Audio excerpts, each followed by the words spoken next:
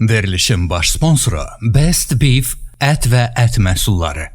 Salam, hər vaxtınız xeyir olsun. MTV Azərbaycanın efirində sənin seçimin canlı olaraq yayımdadır. Bugün tənəffüs yolları xəstəliklərindən danışacağıq. Təbii ki, allergik xəstəliklər və bunlar içərisində ən geniş vüsət almış asmadan danışacağıq.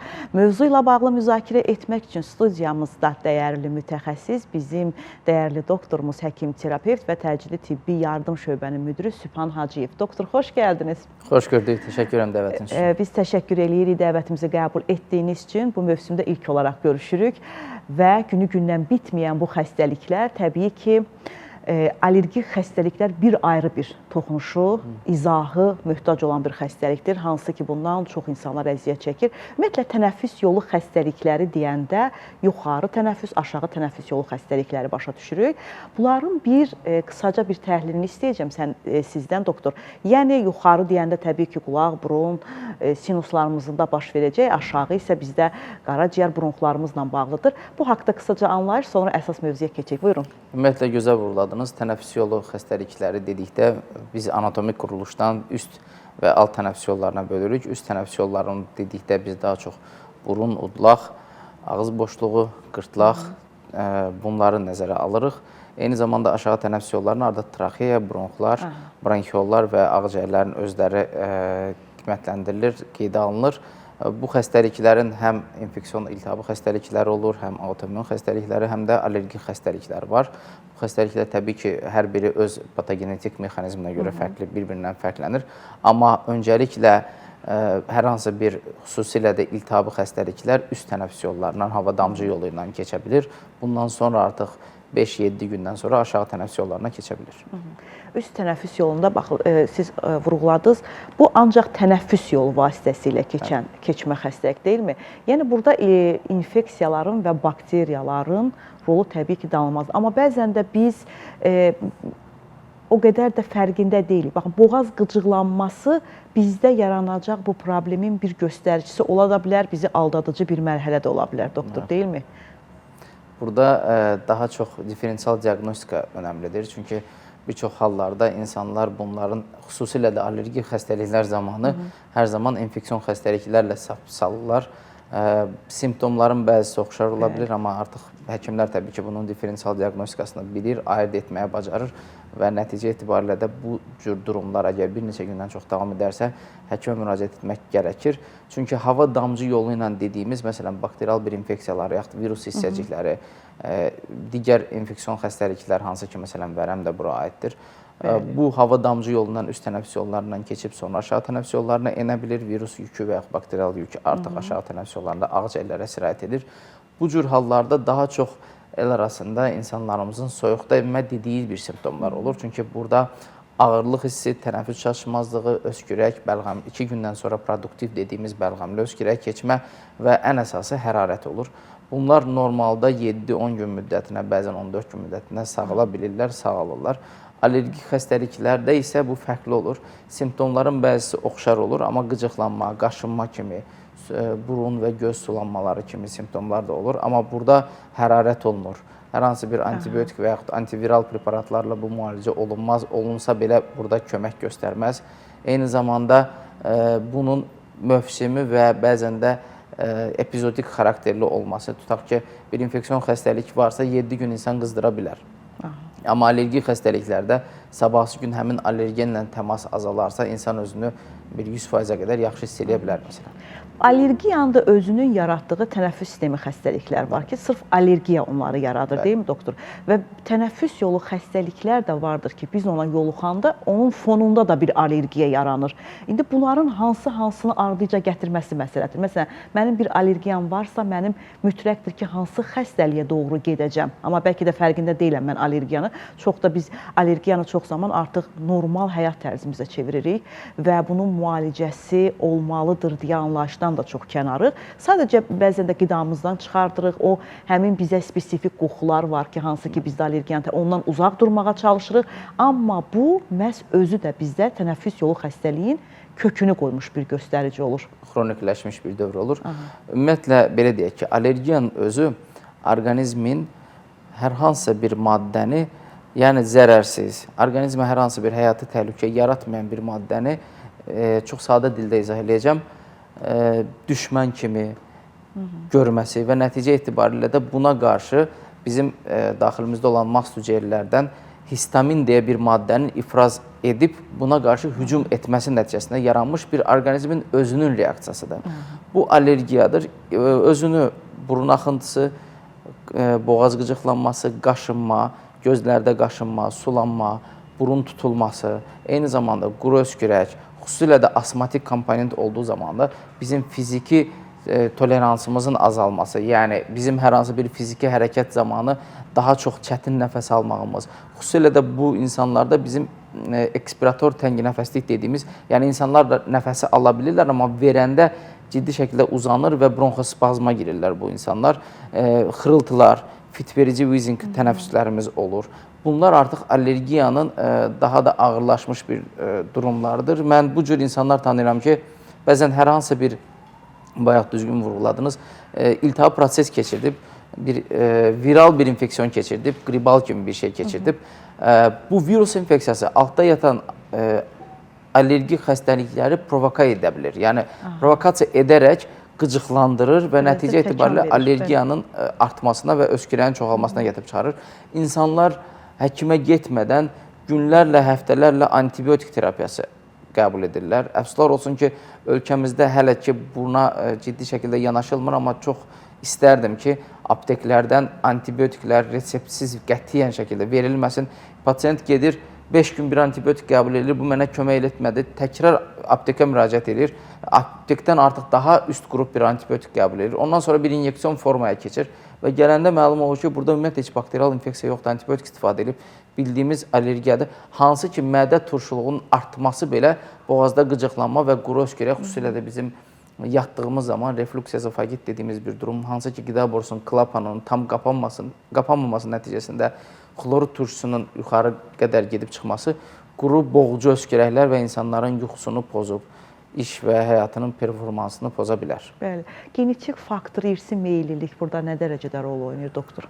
Allergik xəstəliklərdə çox böyük bir rol oynayır. Xüsusilə də, belə deyərdim ki, analardan keçən, hər hansı bir hamiləlik dövründə olan bir allergik xəstəliklər uşaqlarda görülə bilir.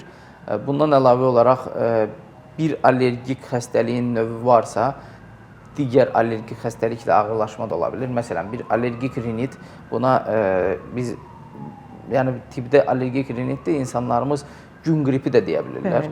Bəzən düşünürlər ki, gün qripi olublar. Burada sadəcə hərarət olmur, burun axıntısı, burun tutulması və çoxsaylı asqırma tutmalar olur. İnsanlarımız bunu qrip simptomlarına bənzədərək bu cür ad qoyublar. Bu cür xəstəlik olan insanların hər üçündən, dördündən birində asma yaranma riski çox böyük olur.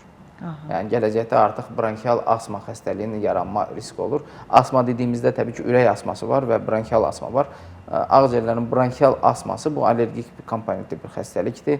Allergik komponentli bronkitin ağırlaşmış bir formasıdır. Nəticə etibarilə də bu da daha çox erkən yaşlarda belə deyək, aşkarlansa, allergen təmasının qarşısı alınsa, immunoterapiya ilə müalicə oluna bilən bir xəstəlikdir. Daha çox uşaqlarda dediniz bronxial asma ki, hansı ki bugün daha çox aktualdır və bu diaqnoz da bəzən də çox sadələşdi, doktor. Elə biz dediyimiz elə bronxitdən, sətəlcəmə, allergik başqa xəstəliklər olanların da əksəriyyətinə bu asma deyilə diaqnoz qoyuldu və bunun da bir qorxu xofu var, bir ağırlığı var insanlarda ki, bu asma müalicə olunacaq dərəcədə, yəni tabi olan bir xəstəlik deyil. Əgər varsa, mən bunu ömür boyu daşımalıyam və günü-gündən də durumum ağırlaşacaq. Hətta bunu yaşayan insanlar var ki, evdən kənara çıxmaqda belə qorxu hissi çəkir ki, yəni bu mənim tutduğum halda onu qarşılayacaq hansısa bir dərman preparatım olmasa, artıq məndə bayılma özümdən getmə kimi səbəblərə gətirib çıxarır. Niyə bu qədər bu xəstəliyi, bu qədər qorxu yanaşması, müalicəsi yoxdur deyə anlayış gəldi? Bu doğru bildiyimiz yanlışların da içərisində ən aktualı bax budur. Ümumiyyətlə insanlarımız belə deyərdim ki, bütün dünyada hər bir zaman bir xəstəliyin qəbullanmasında problem yaşayır. Yəni bir xəstəlik varsa, bu xəstəlik qəbullanıb, bu xəstəliklə yaşayıb müalicə almaq əvəzinə bu xəstəliyi beyində, şuuraltı, təhtər-şuur qatında qəbul etmirlər. Bunun müalicəsini doğru düzgün aparmaq istəmirlər və bununla yanaşı dərmanların qəbulunu dayandırırlar və yaxud da ki, qeyri-rasional şəkildə eləyirlər. Ancaq tutmalar vaxtında olunur bu dərmanların istifadəsi. Bəzən də asmanın böyük bir düşünürlər ki, bu asma dediyimizdə ömrü boyu əllərində onların belə pıs-pıs dedikləri inhalator, nebulizerlərdən istifadə etmək məcburiyyətinə qalacaqlar. Yox, mən əzizlərim, belə bir şey yoxdur. Asmatik xəstəliklər, bronkial asma xəstəliyi hər biri ağır deyil. Bir çoxları ümumiyyətlə uzun müddət dərman istifadəsi etmirlər. Yəni buna gərək də qalmır. Sadəcə bunun doğru düzgün diaqnostikası lazımdır. Allergenin təsbit olunması lazımdır. Bu allergenini həyatdan, yəni belə deyək, maksimum dərəcədə çıxarda biliriksə, bir çox hallarda bizim müalicəyə ehtiyacımız qalmır və simptomatik müalicə edirik. Yəni bronx genişləndiricilərdən müəyyən dərəcədə istifadə edirik və salam. Bu xəstəlik öldürücü, həyatı təhlükəli bir durum o vaxt ola bilər ki, bu xəstəlik buraxılmış bir formada olsun, illərlə üstünə düşülməsin və artıq burada belə deyək, tənəffüs çatışmazlığına gətirib çıxara biləcək bir durumlar yaransın. Xüsusilə də tütün çəkmə kimi digər zərərli vərdişlər bu xəstəlik olduğu zaman sıfıra endirilməlidir. Həm aktiv siqaret çəkmə, həm pasiv siqaret çəkmə. Pasiv siqaret çəkmə, siqaret çəkilən, tütünlü olan bir yerlərin, hər hansı bir qəlyan olan bir yerlərin belə yanında olmamaq, bu artıq pasiv, yəni tütün çəkmədən də uzaqlaşmaq, bu cür xəstələri hər hansı bir dərman preparatların qəbul etməməsinə gətirib çıxara bilir. Bronxitin bronxial asmaya çevrilməsi nə dərəcədə uyğundur? Ümumiyyətlə, öncəliklə bronxit dediyimiz, yəni bizim bronxların iltihabi xəstəliyinə latın dilində it sufiksi artırılaraq, burada şəkilçi olaraq bronxit belə deyərdim ki, deyirik. Bronxitin həm daha çox gördüyümüz tibbi praktikamda virus mənşəli bronxitlər olur. Yəni qrip, paraqrip, influenza, Covid-in özündə məsələn, digər, təbii ki, orada pnevmoniya artıq keçirdi. İndi biz onlardan da bir danışarıq. Amma burada daha çox virus mənşəli infeksiyalar olur ki, bəzən də ikincili bakterial streptokok və yaxud stafilokok infeksiyalarından, yəni bunlar bakterial infeksiyalardır, bronxlarda bir iltihab yaradırlar. Bu iltihablar normalda 1-3 həftə ərzində tam müalicə olunur. Əgər 3 həftədən çox çəkirsə, xroniki bronxitə keçirilir. Bu da daha çox insanların özünün, belə deyək ki, səhlənkarlığı olur. Xəstəlik zamanı bəzən ilk 48 saat dönəmində dərhal öskürək dərmanı içirlər ki, öskürək əleyhinə daha doğrusu dərman qəbul edirlər. Əksinə, bu doğru bilinən yanlışlardan biri budur. Çünki öskürək insanın özünün müdafiə refleksidir. Yəni biz hər hansı bir virus hissəci ilə, bakterial hissəci ilə təmasda oluruqsa, biz öskürərək, orqanizm bizi öskürdür ki, bronxlardan onlar çıxsın. Biz sadəcə öskürəyi müəyyən dərəcədə kəsməyə çalışırıq və dərhal buna qarşı ən effektiv bir metodika axtarırıq ki, əksinə bu daha çox həmin bakterial hissəciklərin bronxlarımızda qalmasına və oradakı surfaktantı qatılaşdırıb bir bəlğəmə keçirtməsinə gətirib çıxarır və nəticə etibarilə biz nə görürük? Artıq 48 saatdan sonra bir bəlğəmli öskürək olur və bu bəlğəmli öskürək sarı rəngdən bir yaşıl rəngə keçirirsə, artıq burada dəqiq ikincili bir bakterial infeksiyanın qoşulma riski böyük olur. Bu pasientləri də antibiotiklə müalicə etmək gərəkir. Bu pasientlər doğru düzgün müalicə aldıqda artıq allergik komponentlər çox da qoşulmurlar. Yox, uzun müddət qaldıqda burada varsa altda yatan bir autoimmun hər hansı bir allergik xəstəlik, onlar da qıcıqlanır və hər bir şey üstə çıxmış olur. Nəticədə insan başa düşmür ki, burada allergiyasını müalicə eləsin, yoxsa bakterial bir infeksiyasını, yoxsa virusunu qatıb qarışdırır Hər bir şeyi edəndən sonra üst tutur həkimə və həkimdən ilk 24 saat ərzində bir möcüzə gözləyir. Bəli, bəli. Doktor, bu bronxitdə qızdırma əlaməti olmur. Əgər bakterial və ya virus mənşəli bronxitsə olur. Olur. Allergik mənşəli bronxitsə olmaz. Olmur. Sonra sətəlcəm. Bu bronxitin sətəlcəmə çevrilməsi, bu ağciyər pnevmoniyası deyək də. Bəli. Burada ağciyərlərdə bu infeksiya. Bunun sətəlcəmə amma qızdırma hərarət yüksək olur, deyilmi? Bəzən də bu bronxitin birbaşa sətəlcəmə keçmə ehtimalı, yəni müalicə olunmadıqda və yaxud da yanlış müalicə olunur, hansı ki, bu da artıq çox ciddi bir problemdir. Müalicənin doğru düzgün təsbiti, müayinəsi və müalicəsi də çox böyük bir ciddi əhəmiyyət daşıyır, köklü formada. Amma olunmadıqda birbaşa sətəlcəmə mi gedirik, yoxsa bu sətəlcəm özü ayrı fonda bir yaranır? Ümumiyyətlə, həm bronxit, həm sətəlcəm dediyimiz pnevmoniya tənəffüs yolu xəstəliklərinin ağırlaşmış bir fəslindədir. Yəni, bilavasitə həmən bir pnevmoniya, həmən bir bronxit yaranmaz. Yaranmır. Bunların yaranması üçün bir 5 günümüz gərəkir. Bəzən xəstələr gəlir, saturasiyası belə düşüb, ağciyərlərə quraq asdıqda auskultasiya zamanı çox ciddi şəkildə kriptasyonlar eşidirik. Bu eşitdiyimiz zamanda pasiyentdən soruşursan neçə gündür beləyəm, belə durumdasan. Bizə deyirlər ki, doktor 3 gündür beləyəm. 3 gündür əslində ağırlaşmış dönəmidir. Daha dərin soruşanda məlum olur ki, bu adam 2-3 həftədir xəstədir. Son 3 gündə artıq ciddi şəkildə halsızlıq və yatağa düşmə bir halı baş verib. Ondan sonra bu adam yaxınlarının köməyi ilə xəstəxanaya gətirilmiş olur. Yəni, ağırlaşmış dönəmindir, amma bir pnevmoniyadan söhbət gedirsə, bu bir 5 gün, 5-7 gündən sonra ağırlaşmış bir fəsilidir artıq bir xəstəliyin. Pnevmoniyanın özü də təbii ki, virus mənşəli, bakterial mənşəli, bəzən vərəm mənşəli pnevmoniyalar olur. Göbələk mənşəli pnevmoniyalar olur ki, bunlar daha ağır müalicə gərəkdirən, xəstəxana şəraitində stasionar, bəzən də reanimasyon tibbi yardım gərəkdirən durumlardır.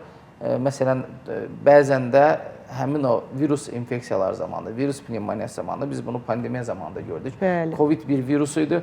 Bu cür insanlara bəzən bilərəkdən, bəzən bilməyərəkdən insanlarımızın antibiotik qəbulu durumu daha da ağırlaşdırdı. Çünki dünyada virusa təsir göstərilə biləcək heç bir antibiotik kəşf olunmayıb.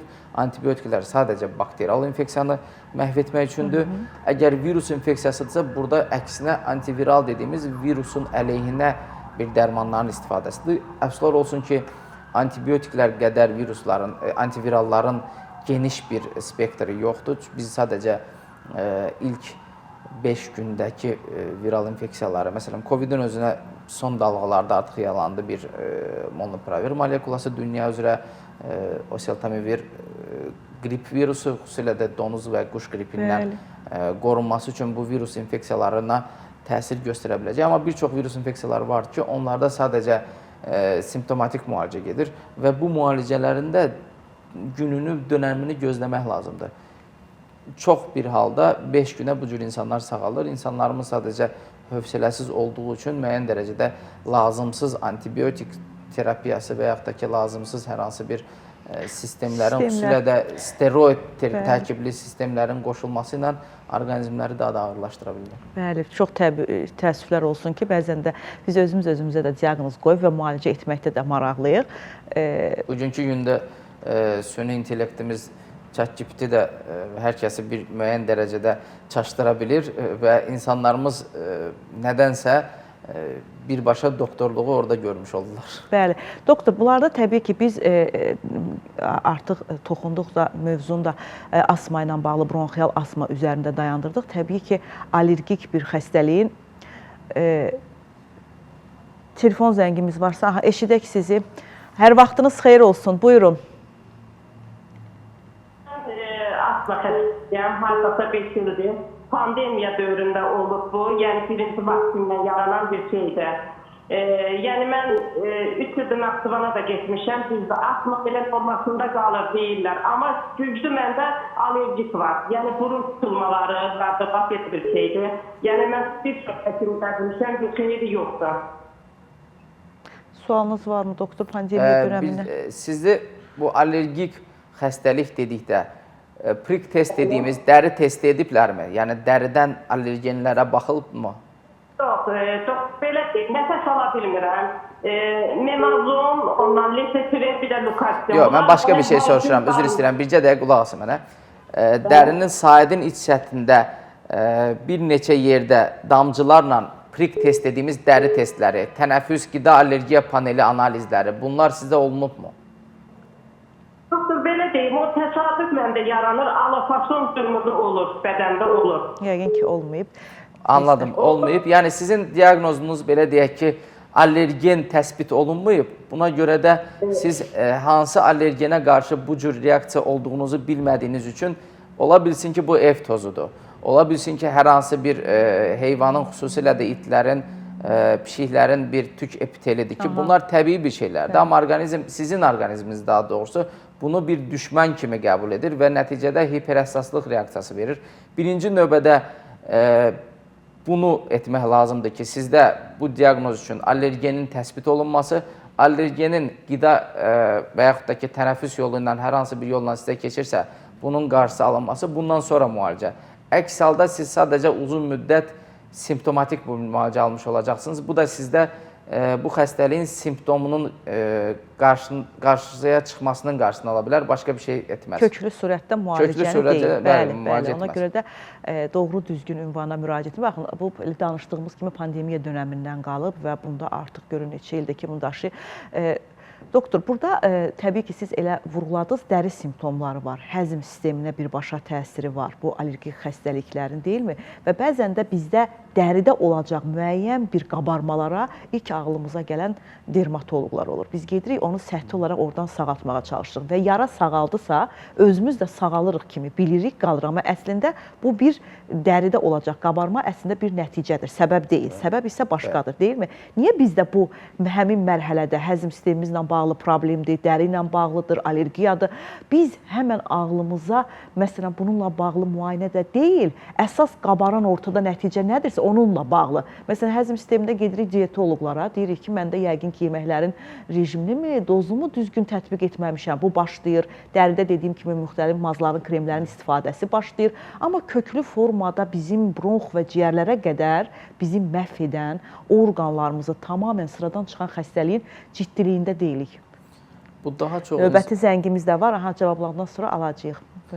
Daha çox insanların belə psixoemosional gərginlik, vaxt azlığı və səbəbi araşdırmadan nəticəni aradan qaldırmaq prinsipinə yönəlmiş bir hərəkətdir. Bəli. Bəli, o çünki dəri üzərindəki yaralar bizi daha çox əslində bu məsələ ilə belə deyək də yerimizi, ünvanımızı səhv salır. Telefon xəttində tamaşaçımız əgər ayrılmayıbsa eşidək sizi. Hər vaxtınız xeyir olsun. Buyurun.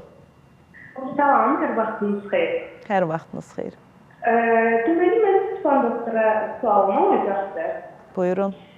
Bilməm, məndə allergik rinit var. Bilmək istəyirdim ki, immunoterapiya buna uyğun ola bilərmi? Nə qədər vaxtdır sizdə bu xəstəliyi özünüzə belə kəşf etmişsiniz? Demək, indi 24 yaşım var və demək olar ki, bir 3-4 il olar. 3-4 il olar. Belə deyək, hansı mövsümlərdə daha çox qıcıqlandırır və neçə gün bu xəstəlikdən əziyyət çəkirsiniz? Həmin durum olduğu zaman, ataklar olduğu zaman? Adətən payız və yaz aylarında olur və bəzi allergik dərmanlar istifadə edilmədən sonra sakitləşir. Bir ay falan çəkir. Tamam, bir ay çəkirsə immunoterapiya məsləhət görülərdi. İmmunoterapiya dediyimiz nədir? Həmin allergeni Təşəkkür edirik zəngimizə. Çox zəif bir dozalarda orqanizmə yeridilir, sensibilizasiya yaradılır və nəticə etibarilə də bu köklü bir müalicədir. Sadəcə uzun bir müalicədir, bəzən illər ala bilir. Bu yüzdən əslində immunoterapiya tövsiyə olunardır. Çünki illər var artıq xanımın bu xəstəlikdən əziyyət çəkməsində. Bundan əlavə, bəli, bir aydan çox bəzən dərman qəbul etmək məcburiyyətində qalır. İlin 2 fəslində var. Bu polinozla bağlı bir durumdur. Tövsiyə edərdim belə, immunoterapiya tövsiyə olunur. Bəli, tövsiyə olunur. Sizin ümumiyyətlə doktor peşəkarlığınız ondan daha çox özünü orada göstərir ki, siz insanın səthi üzərində, səthi olaraq deyil, köklü surətdə o laborator analizlərin təhlili üzərindən aparırsınız. Hətta mən öz sağlamlığımı belə həvalə etdiyim doktorumsuz. Bugün həqiqətən də sağlam, şax, şuquraq görünməyimizə məsələ mən sizə borcluyam. Ona görə sizə dərin təşəkkür edirəm ki, və bizim səhhətimizlə bağlı bəzən yaranan bir adi bir problemi əks tərəfdə axtarmağımız bizi gələcəkdə başqa bir problemlərə doğru aparar. Ona görə də terapevt olaraq necə ki, arasında deyirək can həkimi, əgər canımdan bağlı bir problemdirsə, birbaşa can həkimi və terapevt müəyyənləşdirəcək və uyğun insanlar üzərinə başqa mütəxəssisə yönəldəcək. Bizim qısa reklam aramız var. Reklam fasiləsindən sonra bu xəstəliklərin müalicəsi, terapiya üsullarından danışacağıq. Necə edək ki, əslində sağlam olaq. Reklamlar. Reklamlar bitdi. Müzakirəmiz yenidən davam edir. Mövzuya keçid etməzdən öncə proqramımızın baş sponsoru Base Beef ət və ət məhsullarına dərin təşəkkür etmək istəyirəm. 2002-ci ildən etibarən Elite Food Company adı və Base Beef markası ilə fəaliyyət göstərən uzun illərə söykənəcək sağlam qidamızın təminatında çalışacaq böyük bir müəssisə. Hansı ki, peşəkarların uzun illərdir etibar və güvən hissini qoruyub saxlayaraq bu günə qədər məhz öz statusunu toxunulmaz formada saxlayan sizə dərin bir təşəkkür edirəm ki, artıq bir neçə ildir ki, bizimlə bərabər əməkdaşlıq etdiyiniz üçün Base Beef sənin seçimin. İkinci olaraq biz osteopat terapevt həkim Ülviyə Süleymanova haqqında danışmaq istəyirəm. Uşaqlarımızda rastlanan çox ciddi olan qamət pozuntusu, skalyoz, kifoz, əyri pəncəlik, yastalıq kimi problemlərin ağrısız, dərmansız effektiv müalicə yolu osteopatiyadadır. Terapevt osteopat Ülviyə Süleymanova övladımızın sağlamlığının qovuşmasında məhz uzun illərdir ki, uşaqlarda və böyüklərdə hərəkət və sinir sisteminə bağlı xəstəliklərin osteopatik müalicəsi ilə məşğuldur.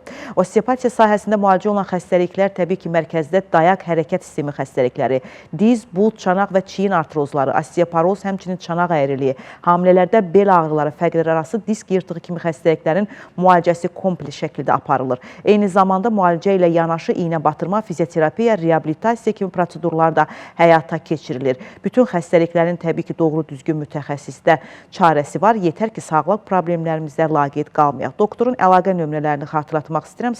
055 703 38 12 nömrəli mobil telefonla məhz terapevt osteopat Ülviyə xanım Süleymanova ilə əlaqə saxlaya bilərsiniz.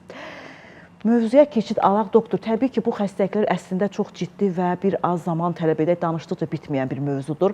Amma bunların əlaməti, simptomlarına təbii ki, biz toxunduq.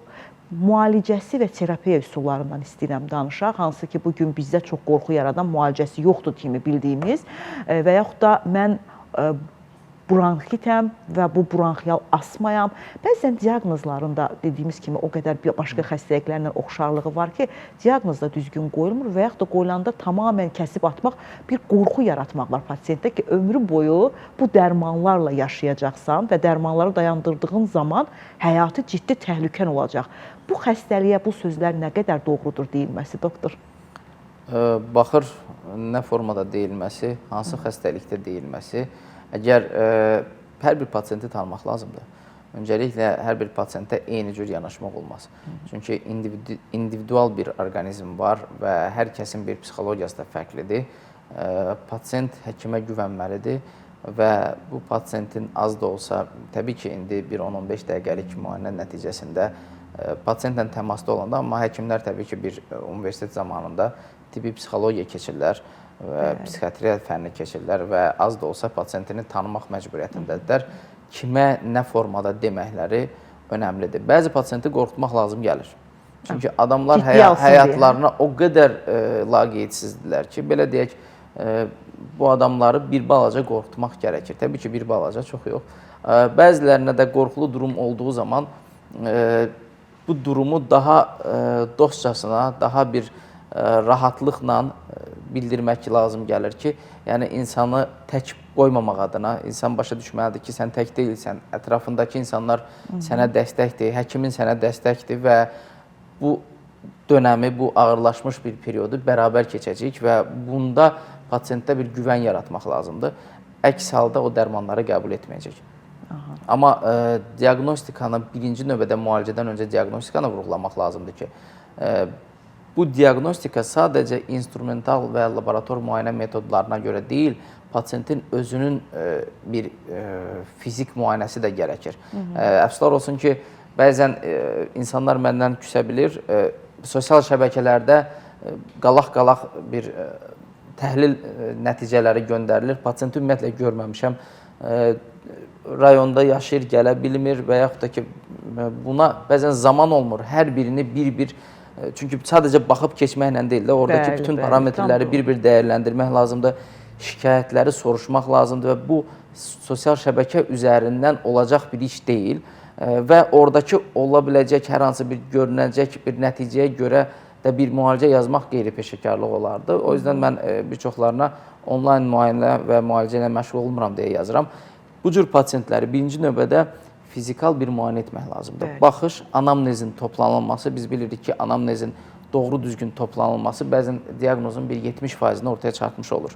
Bundan sonra ağciyər xəstəliklərində, təbii nəfəs yolu xəstəliklərində ağız burun boğuşluğunun sanasiyası bir baxımlı, bir fənərlə baxılması, bundan sonra ağciyərlərin auskultasiyası bir fonendoskopla qulaq asılması, rentgen, bəzən kompüter tomoqrafiyası, məsələn, bronkial asmadan söhbət gedirsə, spirometriya müayinəsindən keçilməsi, qan ümumi analizində eozinofillərin artması və yaxud da ki, normal olması. Çünki bunlar və immunoglobulin Y spesifik analizinin yoxlanılması allergik fonda, bunlar hər biri müalicədə öz taktikasını dəyişən yönlərdir.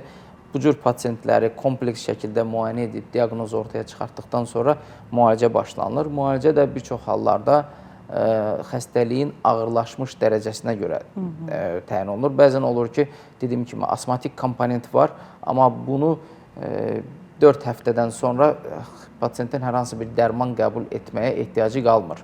Təbii ki, allergen, məsələn, tutaq ki, bir toza qarşı allergiya, ev tozuna qarşı bir allergiyası varsa, evdəki döşək, yorğan, bunlar tez-tez yuyulur, xalçalar uzun müddətli, belə deyək ki, çıxarılır evdən.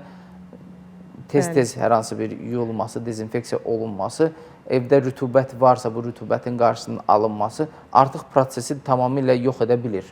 Yəni, burada artıq bir müddətdən sonra, bir müddət dediyim normalda 4-8 həftədən sonra dərman müalicəsinə ehtiyacı qalmaya bilir. Doktor, baxın, bu allergiyanın elə asmaya qədər bizi gətirən bir mərhələdə necə təsbit eləyək ki, bax, məni bu allergik xəstəliyə səbəb nədir? Qidamızdakı, niyə bu komple formada müalicə aparılır? Deyəndə deyir ki, allergiyan var, deyir allergiyaya qarşı müalicə. Və uzun aylardır müalicə alınır, amma yenə də allergiya fonunda allergiya var. Bunun demək ki, qıcıq verən, təkan verən hansısa bir qidadırmı? Dediyimiz o müəyyən bir ətir, sabun, kimyəvi təmizləmə qoxuları var da, bəlkə də biz onu heç bir zaman ağlımıza gətirə bilmərik ki, bu məndə bunu yaradır. Necə təsbit olunur o? Ümumiyyətlə, biz bayaq da vurguladıq ki, patogenezində bizim mast hüceyrələrimizdən əmələ gələn histamin maddəsi bizim, belə deyək, qanımızdan bütün toxumalarımıza gedərək qıcıqlanma verir, allergiyanı yaradır. Bu allergik fon dəridə qaşınma ilə, köpəşmiş səpkilərlə və tənəffüs allergiyasından özünü göstərə bilər. Amma bu bir nəticədir. Bunun səbəbi tənəffüs allergiya paneli var, qan analizlərlə bu yoxlanılır, qida allergiya paneli var və prik test dediyimiz dəri sınaqları var ki, dəridə bir neçə yerdən həmin daha çox insanın təmasda olduğu anamnezdən bu bəlli olur. Məsələn, daha çox süd məhsulları qəbul edir, daha çox yumurta qəbul edir. Bölgəsinə görə elə insan var ki, cənub bölgəsindən də orada sitrus meyvələri daha çox istifadə olunur. Bunların hər biri bir əvvəlcədən işarələnmiş yerlərə damızdırılır. Hansı yerdə daha böyük bir reaksiya varsa, artıq bu insanın bu allergenə qarşı həssaslıq reaksiyası var, hiperreaktivlik reaksiyası artıq bu duruma qarşı, bu hala qarşı, bu allergenə qarşı var.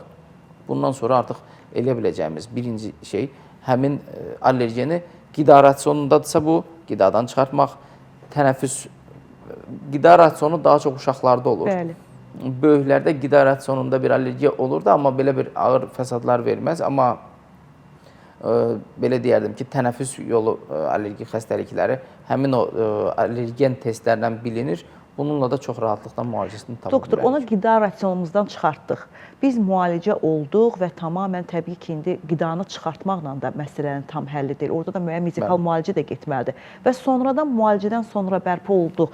Aylar, illər keçdi. O qidanı yenidən biz rasionumuza qəbul edə bilirikmi, yoxsa bu bizim üçün ömürlük stoplanmış bir göstəricidir? Əgər immunologiyamız çox da ciddi şəkildə belə deyək, bundan təsirlənməyibsə, az bir dozada bir problem yaratmır. Yəni yenidən qayıdışını bərpa etməz. Yenidən qarşını bir cüzi bir qida belə deyək, dozaları etmir. Amma bunu biz müalicə etməmişiksə, kontrolda saxlamırıqsa, təbii ki, həmin allergenlə təmas təkrarı xəstəlik yarada bilər. Aha.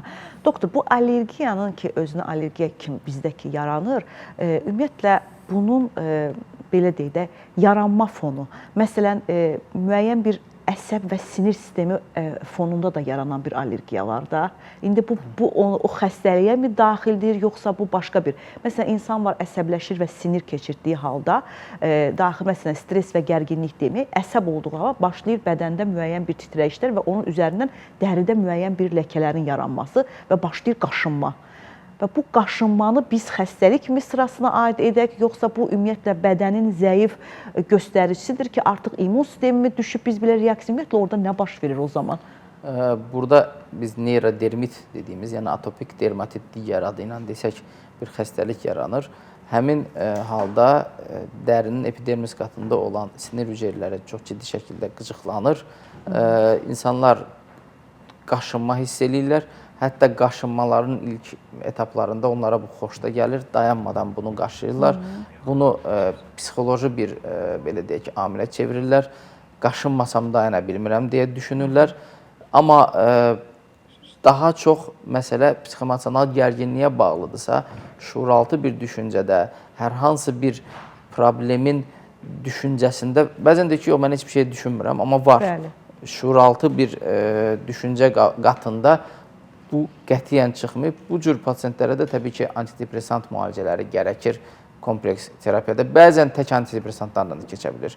Bir çox hallarda bunu yaxşı vurğuladınız. Məsələn, bu cür xəstəliklərin bağırsaq xəstəlikləri də vardır ki, məsələn, qəbizliklə gedən, mədə-altı vəzin xəstəlikləri, hansı ki, müəyyən bir fermentləri vermir və insanlar bunları qəbul etdikdə bu həzm sistemi doğru düzgün getmədiyi halda insanlarda köp, belə deyərdim ki, qəbizlik, qəbizlik bəzən bir həftəyə qədər davam edir. Bu cür hallarda da qaşınmalar ola bilir və insanlar nədənsə bir çox hallarda apteklərdən sırf antihistamin preparatlar alaraq qaşınmanı sadəcə 20-30% azaldaraq özlərini rahatlada bilirlər. Özlərində səbəbi bilinməyən bir allergiyasının olduğunu bilirlər. Amma bağırsağı müalicə etdikdə bu qaşınma tamamilə keçmiş olur. Bağırsaqların elə qıcıqlanmış sindromu Bəli. o xəstəlikdir ki, artıq bu bizdə çox əvvəlində və sonunda ciddi problemlər yaradır. Doktor, bu müalicəsini istəyirəm. Nə qədər müddətə? Təbii ki, bu yəqin ki, ağırlaşmış dərəcəyə mi bağlıdır? Allergik xəstəliklərin müalicəsi ilə asmanın, bronxial asmadan danışaq, bronxitdən, sətəlcəmdən fərq etmir, tənəffüs yolları iltihabı xəstəlikləri. Müalicə necə bölünür? Bu aylara mı, illərə mi gedir, yoxsa müəyyən bir fasilədən sonra yenidən qayıdış olaraq müalicənin davamı mı göstərilir? Əgər biz iltihabı xəstəliklərdən danışırıqsa, yəni həmin o pnevmoniya, bronxit normalda 10-14 gün müddətində tamamilə müalicə olunurlar. Yəni burada infeksion proses Klinik şəraitdə doktor yoxsa? Vəziyyətin belə deyək ki, ağırlıq dərəcəsinə baxır. Ola bilər, məsələn, pasientin 40 qızdırması var, amma saturasiyası düşməyib. Saturasiya qanın hemoqlobinin oksigenlə zənginləşmə faizində deyilir. Burada əgər normal insanda 97%-in üzərində olar, 90%-in altında oksigen terapiyası gərəkir. Yəni 92 sərhəd həddi, biz 92 görmədiyimiz halda çox da bu xəstəni yatızdırmamaq, yəni dediyim kimi hər zaman da hər kəsin bir şəraiti olmur yatmaq üçün. Amma ambulator qaydada da müalicə etmək mümkün olur. Bir çox hallarda zaten ambulator qaydada müalicə edirik. Ağırlaşmış o adamlar olur ki, bəlli-bəlirsiz bir müalicələr alıblar. Pasient o dərəcədə ağırlaşmış bir duruma gəlib çıxıb ki, həkim üçün də ən azı bir 48 saatlıq izləm sürəsi lazımdır və bu izləm ancaq xəstəxanada ola bilər, evdə mümkün deyil. oksigen tedavisinə gərəkli Bəli. ola bilirlər. Bu cür pasientləri təbii ki, yatıstırıb müalicə edirik. Ona görə bu xəstəliyin ağırlıq dərəcəsinə bağlı olur. Allergik xəstəliklərə gəldikdə isə burada 4 həftədən 12 həftəyə qədər ilkin etaplarda müalicə bir çox hallarda tam kifayət edir ki, pasient ən azı ildə bir dəfə residiv yaşamamış olsun, yəni geri dönmə bir şey olmasın. Və təbii ki, bayaq vurğuladığımız kompleks tədavilər də buna daxildir. Bəli. Doktor, bu allergiya ki, insan bədənində baş verir, sonucda onu istəyəcəm xüsusi vurğulamağınızı. Ümumiyyətlə, mənim bədənimdə nə çatışmamazlıq var ki, mən nəyəsə qarşı allergiya hissini yaşamış olum. Bax, nədir bu? Yəni ki, bilirik ki, hər kəsdə olmur. Bəzən bir ailə üzvlərində 3-4 evlad arasında görürsən, birində var, digərlərində də yoxdur. Məsələn, genetik faktor ola bilər var, amma məndə yoxdur. Yəni, nə bir boşluq durumu var, yoxsa bu insan yapısıdır, belə deyək, bədənimizin anatomik quruluşumuz? İnsanın immunologiyasıdır. İmmunologiya ən az öyrənilən bir tibbi sahələrdən biridir. Genetika təbii ki, daha az öyrənilib. Yəni, bugünkü gündə dünyada gen mühəndisləri belə var, amma bizim ölkəmizdə hələ ki, bu sahə azdır. Autoimmun bir proses vardır ki, yəni bizim hüceyrə öz hüceyrəmizə qarşı bir vətəndaş müharibəsi elan edir. Allergik xəstəliklərdə bunun kimi. Bəzən mikroelementlərin çatışmazlığı, xüsusilə də məsələn, insanlarımız tək çatışmazlığında deyil, eyni zamanda hiperreaktivlik reaksiyasında da. Hər kəsin təbii ki, tibbi savada olmaya bilər. Bir insan çox gözəl tarixçi ola bilər, fizik ola bilər, biri həkim ola bilər və bunu insanlarımıza doğru düzgün izah etmək lazımdır. İmmunitet deyə bir şeyi qaldırmaq və yaxud azaltmaq deyə bir şey olmur. İmmunitet orqanizmin homeostazını, yəni tarazlığını qoruyan bir sistemdir. Bu tarazlıq artanda da bir problemdir, düşəndə də. Reaktivlik, hiperreaktivlik reaksiyası, həmin o allergik məsələlər, bu immunitetin çox güclü olmasında olur. Hətta görürsünüz. Bəli, məsələn, insanlarımızda yanlış bir, doğru bilinən yanlışları mən istəməzdim ki, bu olsun. Hər xəstəlikdə serum köçürmələri, sarı serumlar tərkibində çox güclü vitamin terapiyası olan dərmanları köçürülməsi ki, mənim immunitetim güclənsin deyə bir düşüncə olanda, təbii ki, bu zaman-zaman allergik xəstəliklərin də gəlib qarşısı alınmayacaq və bu çıxaracaq üzə. Bundan sonra bir ekoloji və sosioloji amillər də var. Şəhərdə sıxlığı artıb. Bununla yanaşı, eyni zamanda bizim evlərimiz mərkəzi havalandırma sisteminə bağlı olaraq daha az təbii havalandırılır. Bundan əlavə olaraq bir çox evlərdə heyvanların saxlanılması, ev tozunun və gigiyenaya riayət olunmaması və bir binada, belə deyək, minlərlə insanın qalması, məsələn, düşürsünüz bir liftdən, gedirsiniz, bir xəstəliyi hava damcı yolundan alması, bunları zaman-zaman orqanizmimizə otuzdurmuş olur.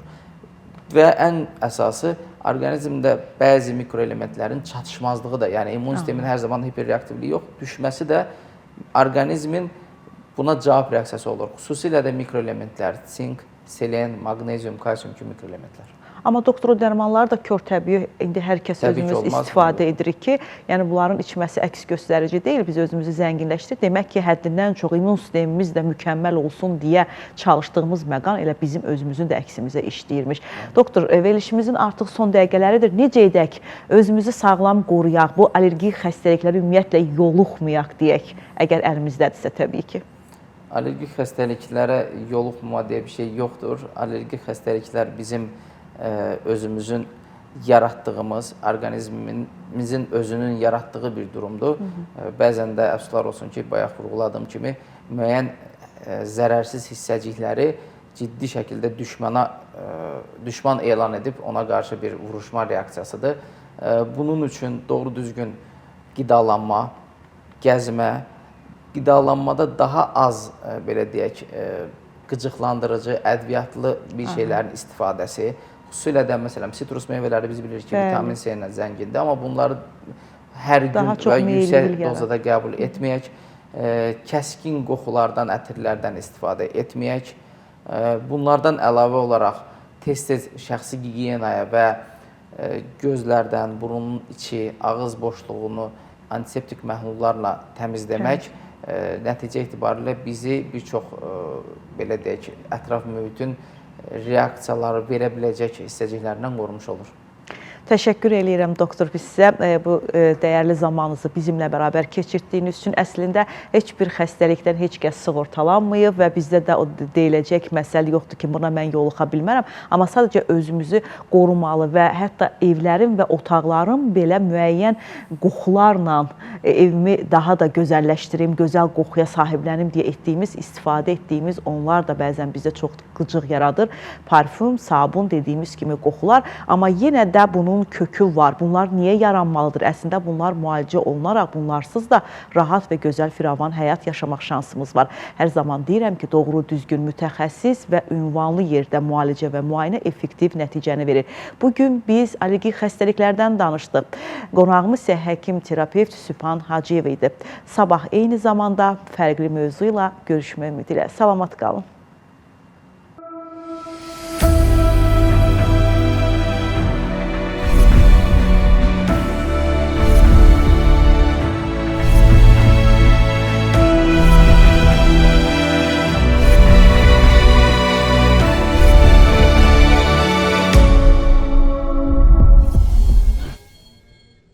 Verilişin baş sponsoru Best Beef ət və ət məhsulları.